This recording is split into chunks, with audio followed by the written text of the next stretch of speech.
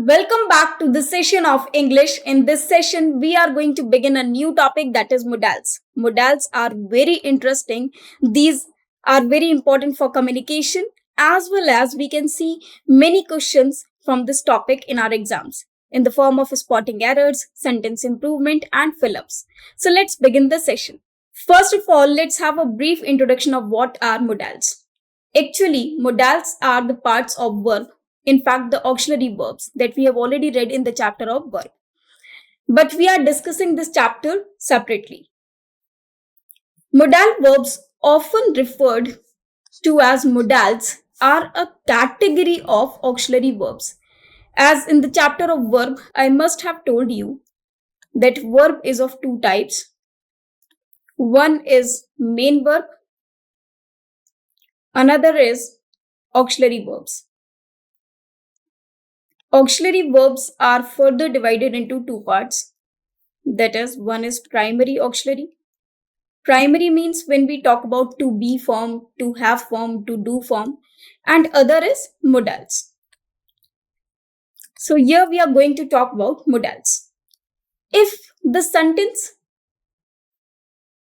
stating the exactness of an action, that is,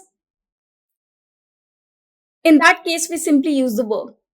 But if the statement shows some condition, prediction, or which is not exact, there is a necessity, there is a possibility, there is an ability that has been shown, there is an obligation shown. So that sentences, so in those sentences, we use modals.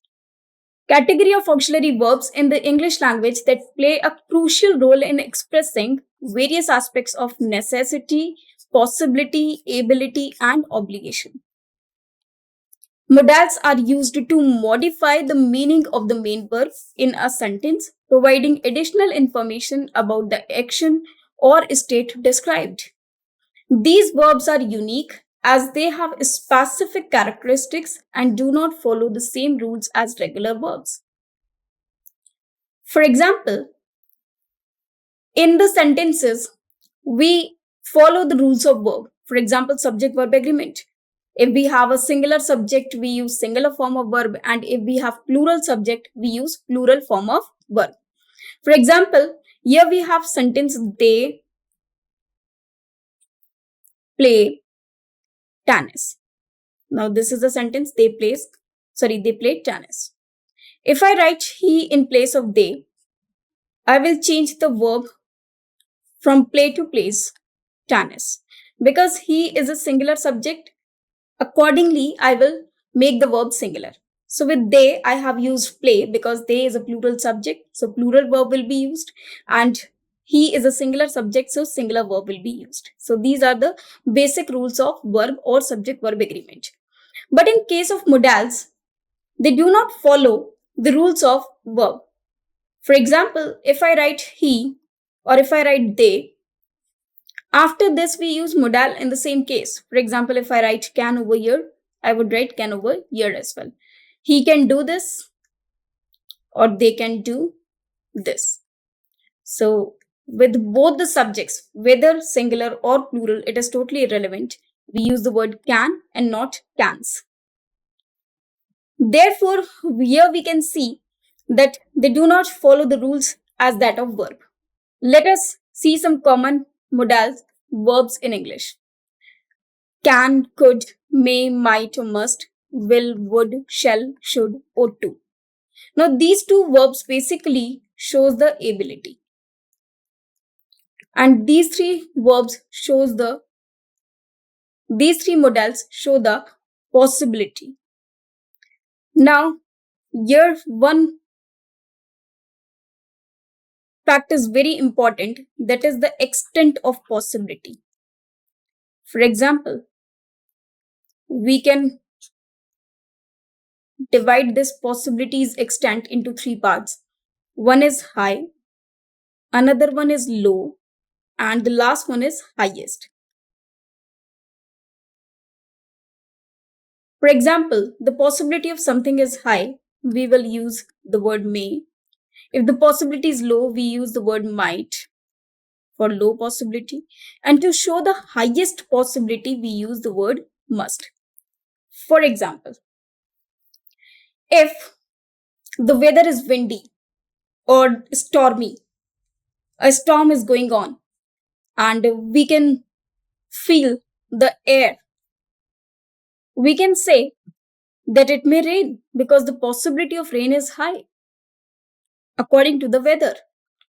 Now, if we see that the sun is shining, the sun is bright, and there is no clue of rain, so we can say that there is no possibility of rain. So there we can use the word might, that it might rain. It might rain today.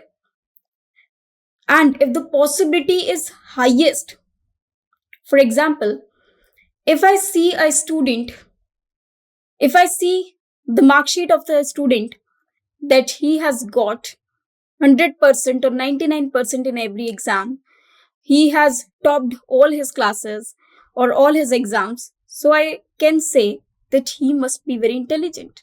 Maybe possible he has cheated in all the exams, but I don't know exactly. And I don't know personally about that person. But according to his results, I can say that he must be very intelligent. If I see a person, he has many cars, he has many branded clothes, so I can say he must be very rich. Maybe possible he's an actor, or maybe possible he's just the driver of a rich person. But I have seen that person in new car daily. So I can say there that he must be very intelligent. This is the possibility which is highest. But exactly I don't know about that person. So there we use the word must. Now, will shows the certainty. In future sentence or future tense, we use this word. Would is actually the past of will, and it is also used to show the offers. Shall is again used in future tense. Should is used to give advice. Ought to is again used to show the duty or obligations. Must is also used to show the duties. Now we have some other models as well that is used to. We have dare as a model, we have need as a model. We have already discussed these models in case of tenses and verbs, but we'll discuss them again in this session. A modal verb is a type of helping verb used to express ideas such as ability, possibility, permission, and obligation. Now let us discuss the use of modals one by one. First of all, we have the modal may. So first we'll discuss the modal may. Modal may is used to seek permission, but when it is formal. So we have two types of permission. One is formal and another is informal. So to show formal permission, we use the word may. For example, may I borrow your pen? So this is a formal permission. Maybe I'm asking to my senior, maybe I'm asking it to my colleague or to any stranger which I don't know. So that is a formal permission. So I'm using may I borrow your pen just to show the respect. When we were in a school and we used to enter the class and there is a teacher over there, we used to seek permission from that teacher that may I come in? May I go to drink water? So in that case, we seeked permission formally. So in that case, we sought permission formally. Therefore, we used may I. Possibility. So when the possibility or the extent of possibility is high, we use may. He may stay with us for some days. So one of our relatives is coming and he has no other place to stay. So it appears that he will stay with us. So we can say, because this is the possibility and this possibility is high, so we can say he may stay with us for some days, because there is no exactness. There is no proper information about the thing which is going to happen. So here in this manner, we can use the word may. Now let us move to the next modal, that is might. Now if we use may is present tense and might is used in past. For example, whenever we use optative sentences like may I, for example, may God bless you. So if we write this sentence into indirect speech, we use might to make it past. Now the past possibility, might is used to show past possibility. For example, I might have forgotten my keys in the office. So this is the past possibility which is being shown with the word might. Also, it shows the possibility which has low extension or low extent. For example, the weather is fine, it might rain. Now, if the weather is fine, there is no clues of raining. So we can say it might rain. But nowadays, what happens, no one knows. Therefore, we can say the weather is fine, it might rain. Now, there is a person, I have never seen him studying. I have never seen him with books. I have always seen him playing and roaming here and there. So I can say he might pass because there is no possibility of his getting pass. He might pass or he might qualify the exam because I have never seen him studying. So about that person, I can say that he might pass or he might qualify the exam. Now let us move to the next modal, that is can. Now can specifically shows ability. For example, she can solve a cube in a few minutes. So this is her ability, this is her talent, that she can solve a cube puzzle within a few minutes. We know well that this is very difficult, but it is like a piece of cake for her. So this is the ability. She can speak Spanish fluently. So this is her ability, this is her talent, which has been shown. So this word can is used to show the ability. Request. Now, for request we use can, but the request should be informal. For example, we are requesting to any of our friend or relative or any stranger that we even don't know. So can you drop me to the college? So this is just an informal request that we are seeking. Now permission. Again, to seek formal permission, we use may, but to seek informal permission, we use can. Can I use your laptop for some time? So this is just a permission which we are seeking informally. So for informal permission, we can use the word can. Now could. Can in past be written as could.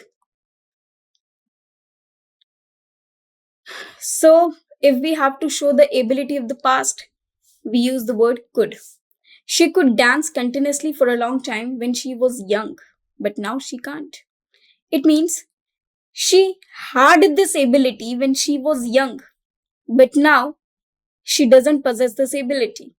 So to show the ability of the past, we use the word could. Could is also used to request politely. Could you lock the door when you leave?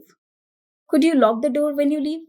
So this is just a polite request which we are doing to any of our friend or any of our relative or anyone. So this is just a polite request. Possibility. Again, when we show the possibility of past, we use the word could. He could have saved himself from falling. So this is also the past possibility that he could do that. That was possible. He could have saved himself from falling. So this shows the possibility of the past. Now let us move to the next modal, that is should. Now should is used to give advice or to show the duty. One should follow the traffic rules. So it is our duty to follow the traffic rules. So in this case, we can use the word should.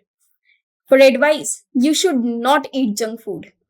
So this is just an advice that you should not do this thing. It is just a piece of advice that you should not eat junk food. You should do yoga every day. So this is just an advice. Sorry, it is just a piece of advice.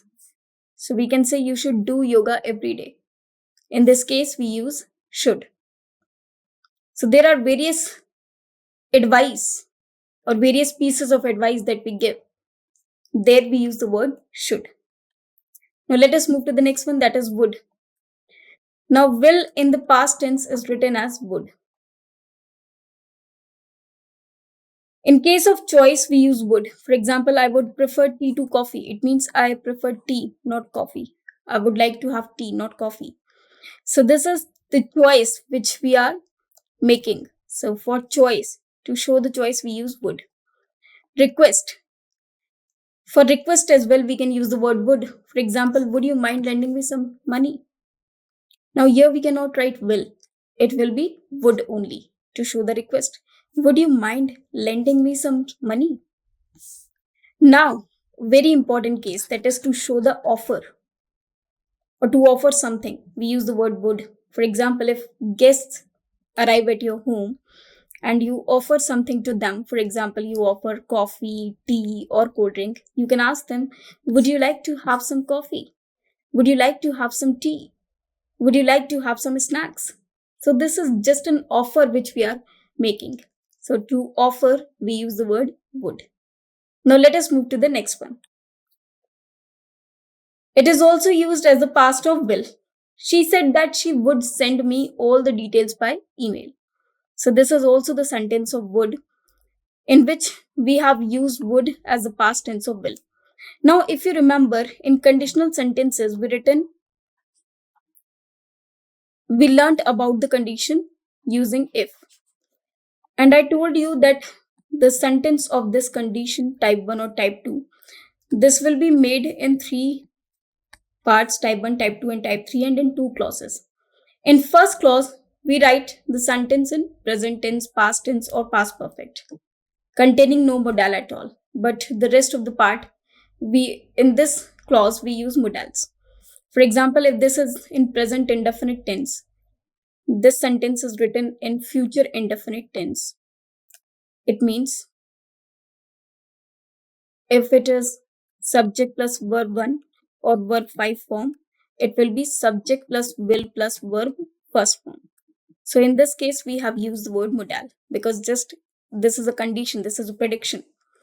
Now, if I write past indefinite over here, it means subject plus verb second form. In this case also, this will be converted into would, and then we have verb first form. Now this shows the past of this. So these were the types of conditions that we have already read: type 1 condition, type 2 condition, and type 3 condition. So in this manner, we wrote these conditions. Now for imagination also, for example, if I had wings, I would fly all over the world. I would fly all over the world. So this is also the imagination in which we can use the word would. For imagination also, we use the word would. Now let us move further.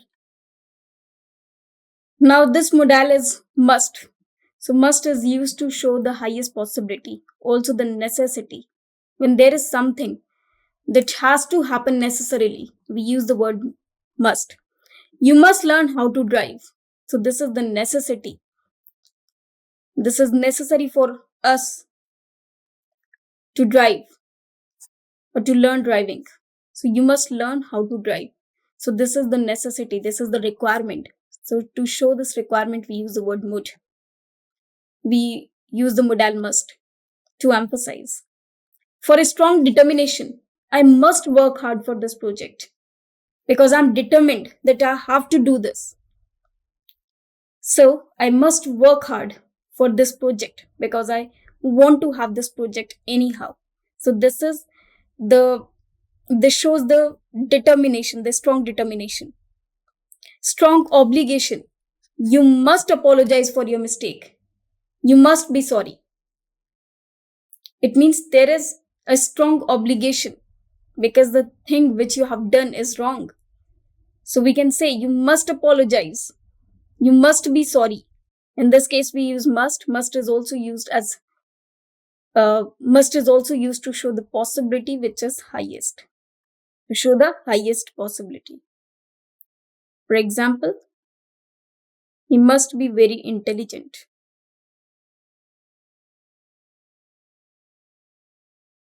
He has topped in all the exams he has taken. So this shows the highest possibility. He must be busy as he is not receiving my calls. So this shows that he must be busy. Now let us move to the next modal, that is ought to. Now ought to shows moral duty. Now ought to shows moral duty. We ought to help poor and needy. So this is our moral duty. So we ought to help poor and needy. So this is how we use the word ought to. Other modals are need, dare, used to. Now whenever any modal is used, one thing we should keep in mind that modals are always followed by verb first form always. We cannot use any other verb after the word modal or after modal. So this is very important that only first form of verb will be used after any modal. So whenever we use the word used to, for example, I used to go to school by bicycle. So this used to shows the past habits. So to show the past habits, we use the word used to. Need and dare. Now always remember, whenever we use need not or dare not, we do not use to. This is very important. We can use dare not do this. We cannot use dare not to do this. That is incorrect. So now let us see the next modal. Used to show the past experience or habit. We used to sit on cots under the tree when we went to Nani's home. So it was the past habit or the past actions that we used to do. Present habit, I'm used to working till late. But in this case, used to is not used as modal, but it has been used as an adjective. This we have already discussed in the case of verbs. Let me tell you again. If just after subject we have used to, it means it has been used as a modal and we use verb one after it. But after subject, if there is a helping verb and then we have used to. So here we use verb with ing. So in this case, used to shows habitual or addicted of something. Addiction. When it shows the addiction, it has been used as an adjective, not a modal. So after it, we use verb with ing because after every modal, we use verb in first form. So these are some modals that we have learned. In the next session, we'll do an exercise based on modals. Thank you very much.